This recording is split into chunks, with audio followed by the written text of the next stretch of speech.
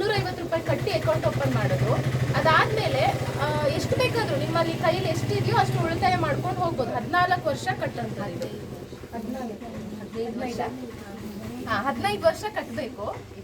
21 ವರ್ಷ ಹೆಣ್ಮಗು 21 ವರ್ಷ ತಲುಪೋತ್ತಿಗೆ ನಿಮಗೆ ಅದು ಅಮೌಂಟ್ ಸಿಗುತ್ತೆ.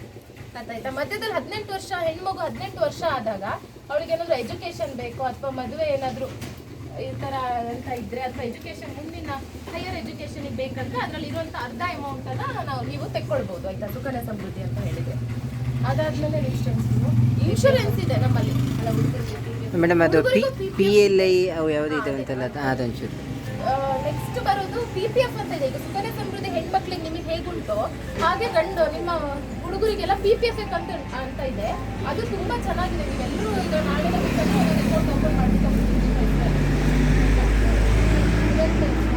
ಅಂದ್ರೆ ವರ್ಷದಲ್ಲಿ 12 ಕಂತು ಮಾತ್ರ ಕಟ್ಟಕ್ ಬರುತ್ತೆ.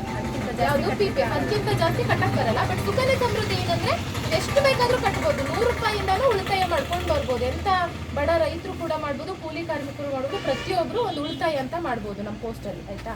ಅದಾದ್ಮೇಲೆ ಇನ್ಶೂರೆನ್ಸ್ ಅನ್ನೋದಿದೆ. ಇನ್ಶೂರೆನ್ಸ್ ಅಂತ ಹೇಳಿದ್ರೆ ಗ್ರಾಮೀಣ ಅಂಚೆ ಇದು RPLI ಇನ್ಶೂರೆನ್ಸ್. ನೀವೀಗ LIC ಎಲ್ಲ ಕೇಳಿದ್ದೀರಲ್ಲ, ಅದೇ ತರ ನಮ್ಮಲ್ಲೂ ಪೋಸ್ಟ್ ಆಫೀಸ್ ಅಲ್ಲಿ ಒಂದು ಇನ್ಶೂರೆನ್ಸ್ ಅಂತ ಇದೆ. ಆಯ್ತಾ? ಅದ್ ಹೇಗೆಂದ್ರೆ ನಿಮ್ಮ ಲೈಫಿಗೆ ತುಂಬಾ ಸೆಕ್ಯೂರಿಟಿ ಇರುತ್ತೆ. ಈಗ ನೀವೆಲ್ಲರಿಗೂ ಒಂದು 18 ವರ್ಷ ತುಂಬಿದ ತಕ್ಷಣ ಎಲ್ಲರೂ ಒಂದೊಂದು ಇನ್ಶೂರೆನ್ಸ್ ಮಾಡಿಸ್ಕೊಳ್ಬಹುದು. ಲೈಫ್ ಸೆಕ್ಯೂರಿಟಿ ಅಂತ ಹೇಳಿ ಮಾಡುವಂಥದ್ದು PLI RPLI. ಆಯ್ತಾ? ಅಂದ್ರೆ ಈಗ ಅಕಸ್ಮಾತ್ ನೀವೊಂದು ಇಂತಿಷ್ಟು ವರ್ಷಕ್ಕೆ ಇಂತಿಷ್ಟು ಅಮೌಂಟ್ ಅಂತ ಕಟ್ತಾ ಇರ್ತೀರಾ. ಮಧ್ಯದಲ್ಲಿ ಏನಾದ್ರೂ ಒಂದು ಅನಾಹುತ ಆಯ್ತು ಅಂದ್ರೂ ನಿಮ್ಮ ಮನೆಯವರಿಗೆ ಒಂದು ಸೆಕ್ಯೂರಿಟಿ ಇರುತ್ತೆ. ನೀವು ಇಷ್ಟಿಷ್ಟು ವರ್ಷಕ್ಕೆ ಮಾಡಿರೋದ್ರಿಂದ ಅದೆಲ್ಲ ಹಣನು ನಿಮ್ಮ ಮನೆಯವರು ತಗೊಳ್ಬೋದು. ಈಗ ನೀವು ಜಾಸ್ತಿ LIC ಅನ್ನೋದು ಕೇಳಿರ್ತೀರ, ನಮ್ಮ ಅಂಚೆ ಇಲಾಖೆ ಕೇಳಿರಲ್ಲ. ಅದು ತುಂಬಾ ಚೆನ್ನಾಗಿದೆ. ನಿಮಗೆಲ್ಲ 18 ವರ್ಷ ಆದ ತಕ್ಷಣ ಇದು ಒಂದೊಂದು ಪಾಲಿಸಿ ಮಾಡಿಸ್ಕೊಳ್ಳಿ. ನಿಮ್ಮ ಹೆಸರಲ್ಲಿ ಲೈಫ್ ಸೆಕ್ಯೂರಿಟಿ ಇರುತ್ತೆ. ಈಗ ಒಂದು 10 ವರ್ಷ ಟರ್ಮ್ ಅಂತ ಇಟ್ಕೊಂಡು ಮಾಡಿದ್ರು 10 ವರ್ಷ ನಂತರ ನಿಮಗೆ ಹಣ ಸಿಗುತ್ತೆ. ಅಕಸ್ಮಾತ್ ಮಧ್ಯದಲ್ಲಿ ಏನಾದ್ರೂ ಅನಾಹುತಗಳಾಯ್ತು ಅಂದ್ರೆ ನಿಮ್ಮ ಮನೆಯವರಿಗೆ ಒಂದು ಸೆಕ್ಯೂರಿಟಿ ಅನ್ನೋದು ಇರುತ್ತೆ RPLI. Next scheme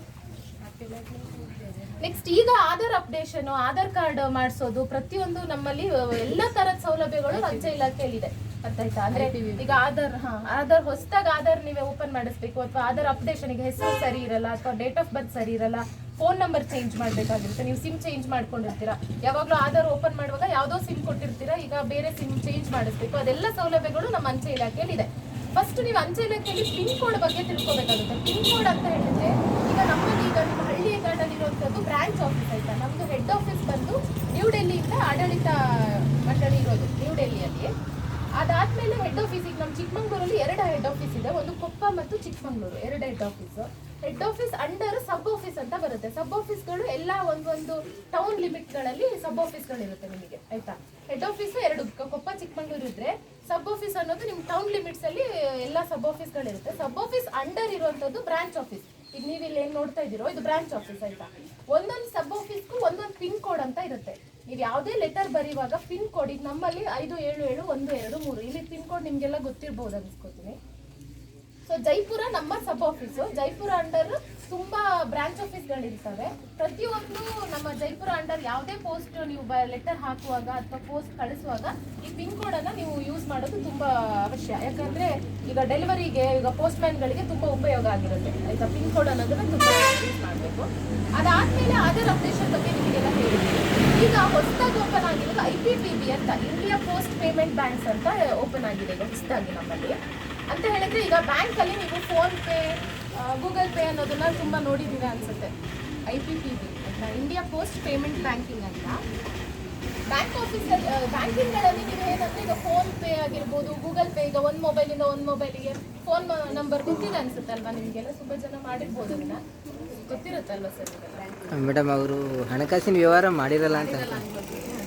phone pay, Google pay ಅಂತೆಲ್ಲ ಕೇಳಿದೀರಾ ಅಲ್ವಾ ನೀವೆಲ್ಲ?